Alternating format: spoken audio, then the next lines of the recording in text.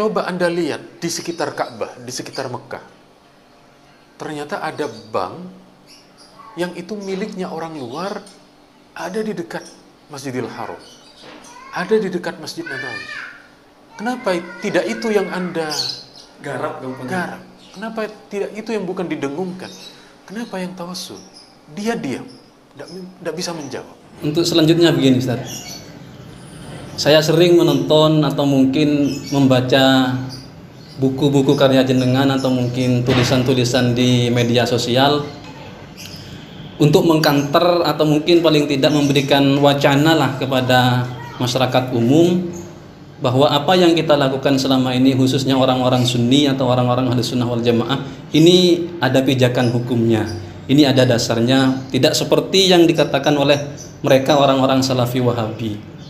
Cuman menjadi pertanyaan kemudian dari itu adalah apa motivasi mereka orang-orang Wahabi, orang-orang Salafi Wahabi, khususnya ustadz-ustadznya itu yang ada yang banyak beredar di media sosial, seakan-akan mereka kesannya itu begitu membencinya dengan amaliyah kita, begitu tidak sukanya mereka dengan amaliyah-amaliyah orang-orang Ahlus Sunnah wal Jamaah, sehingga kata jenengan tadi itu dikatakan syirik, dikatakan kafir dan sebagainya. Apa ada lagi nanti selain yang ini yang lebih nyesakkan hati untuk kita dengar gitu Ustaz?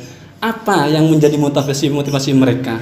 Bahkan kalau menurut jenengan tadi di kitabnya Syekh atau Imam Ahmad bin Hambal, ini beliau adalah tawassul kepada Nabi. Sedangkan mereka yang khususnya di Indonesia ini mengklaim, bahkan mengkufurkan, mensyirikkan dan sebagainya.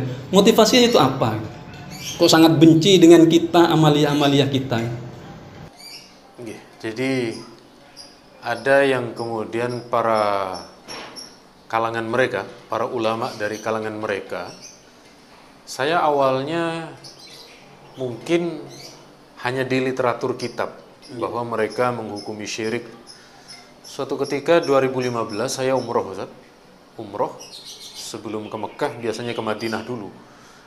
Setelah subuh itu ada halaqah, ada pengajian syekh duduk, betul di Masjid Nabawi. Beliau duduk di atas kursi yang besar, lalu banyak yang mencatat. Kalau ibarat kita santri nyasa. Saya langsung mendengar kata syekh itu. Jadi begini kata beliau, Syekh Muhammad bin Abdul Wahab itu datang ke negeri Arab itu dengan membawa misi sama seperti kerasulan Nabi Muhammad, ya. Umirtu an uqatilan nas hatta yashhadu an la ilaha illallah wa anna Muhammadur Rasulullah.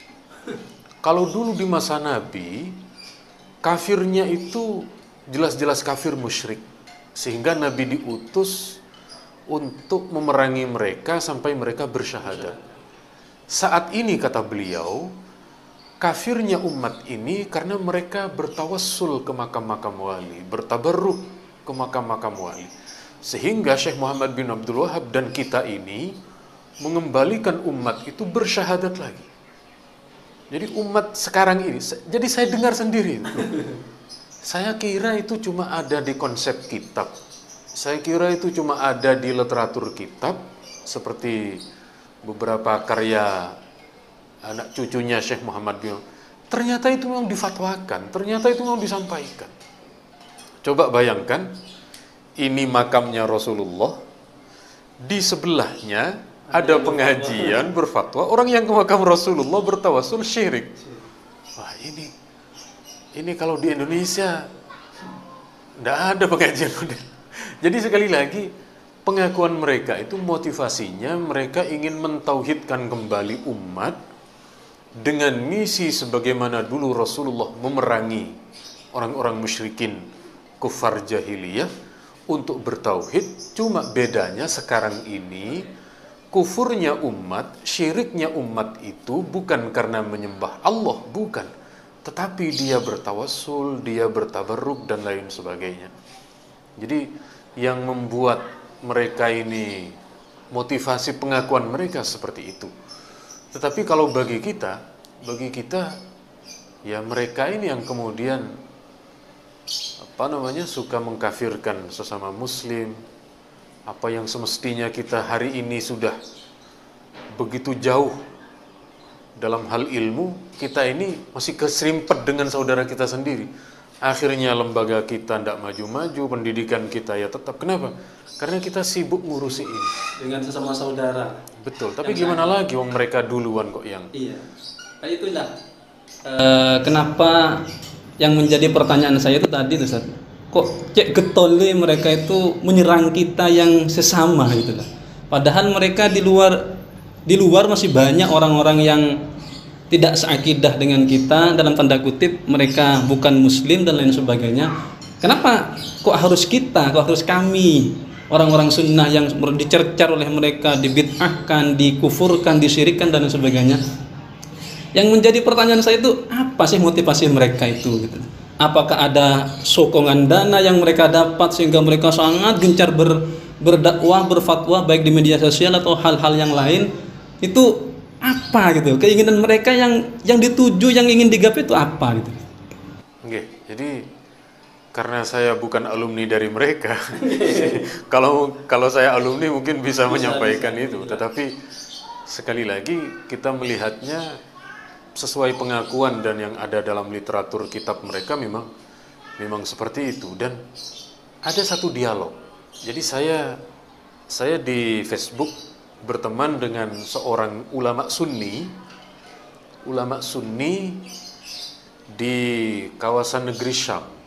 Beliau itu datang ke Mekah Madinah lalu mendengar ada seorang ulama dari Salafi yang menghukumi syirik, tawassul dan lain sebagainya.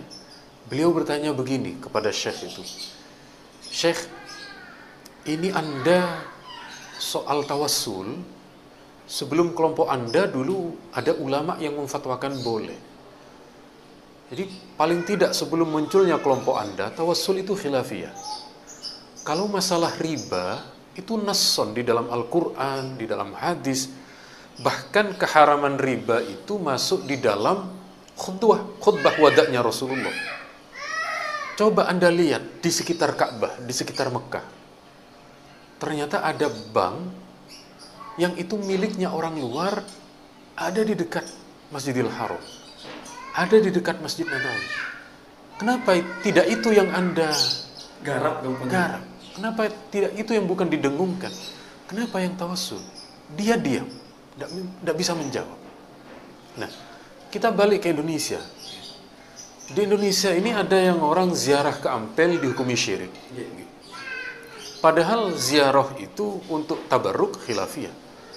Tapi di sini masih ada orang yang minum minuman keras. Ada orang yang dengan obat-obat terlarang, sabu dan lain sebagainya. Tapi mereka diam. Jadi kan semestinya yang belum Islam itu diislamkan.